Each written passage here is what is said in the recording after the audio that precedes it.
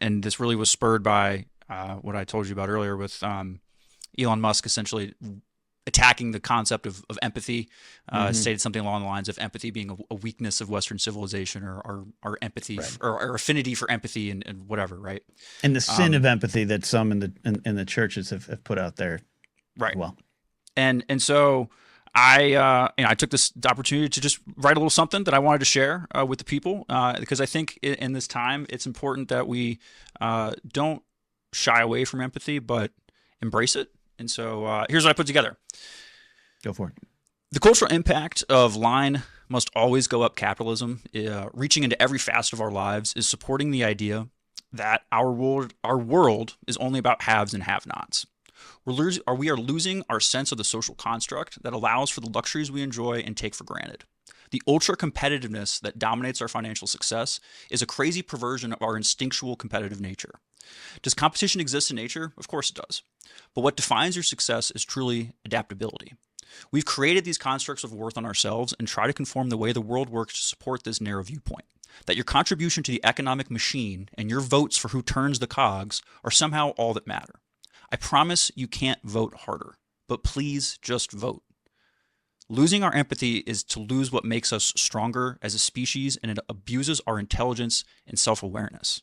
Our empathy is a beautiful part of what makes us human. Don't take that for granted. Be brave. Care. Ignorance and anti intellectualism is being weaponized in our society. The very least we can do is care. Don't sweep the apathy that you see from friends, family, and people in your life under the rug. I'm not saying to advocate for violence, harassment, or even annoying people, but pick your spots and just say something. Don't get me wrong, I'm just as mad as most progressives at the total lack of action, or hell, even a concept of a plan to combat the absolute crazy bullshit we're seeing from our government. Holding up ping pong paddles isn't going to save our democracy. So no one is coming to save us. We have to start with the little things for each other. Embrace empathy and give a shit. If you have someone in your life that's not into politics or doesn't follow the news, all I'm saying is to care about them. Show them a little light wherever you can find it. Be excited about something positive. In a world where the literal oligarchy and unelected bureaucrats are telling us empathy is weakness, just remember, your value to this world is not determined by your ability to produce capital. No one exists illegally, and everyone deserves the right to live in their own body and mind as they see fit. Be good to each other. It's a hell of a lot easier than whatever the fuck we've been doing for the last month. Well said, Steve. Well said. Wouldn't you want to cheapen it with fake radio applause, as normally we do on this show?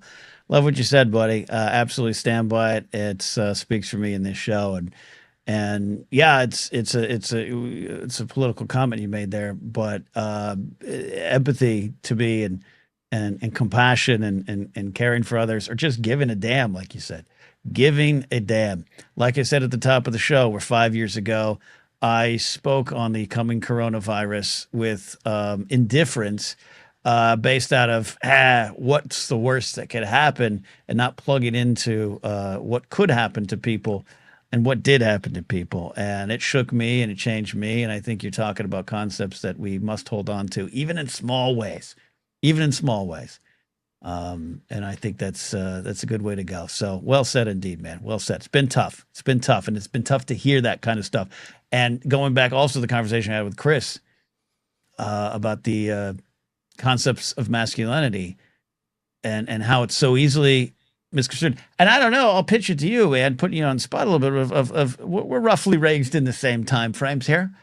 I wasn't raised poorly in the sense of go take and conquer. I was actually raised with a father, and by a father still, who has a very kind heart.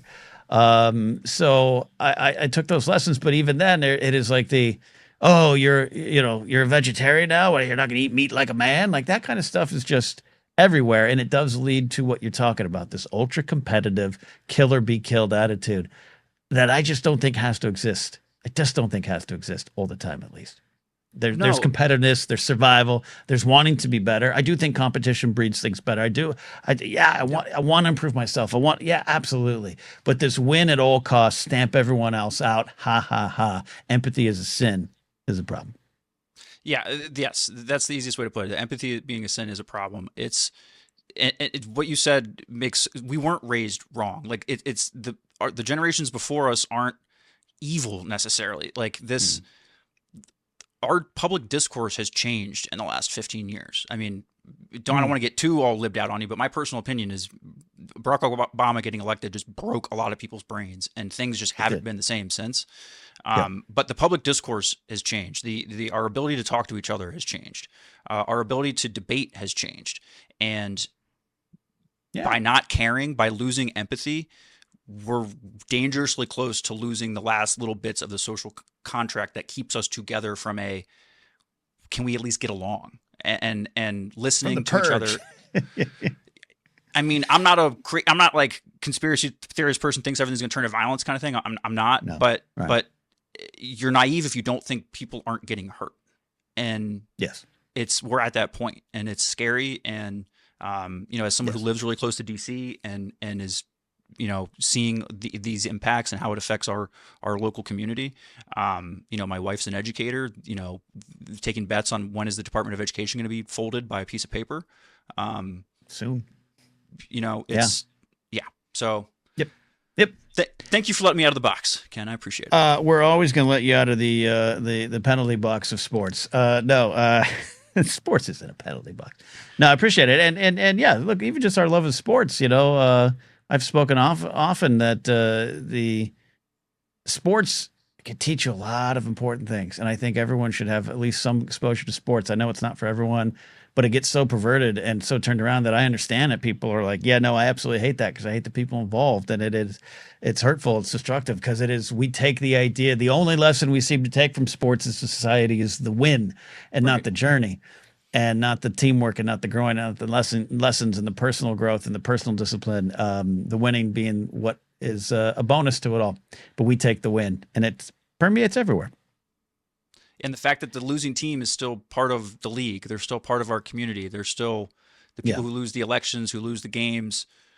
They're at the gas pump next to you. They're in the restaurant. We have to share all this together. So we got to figure that out.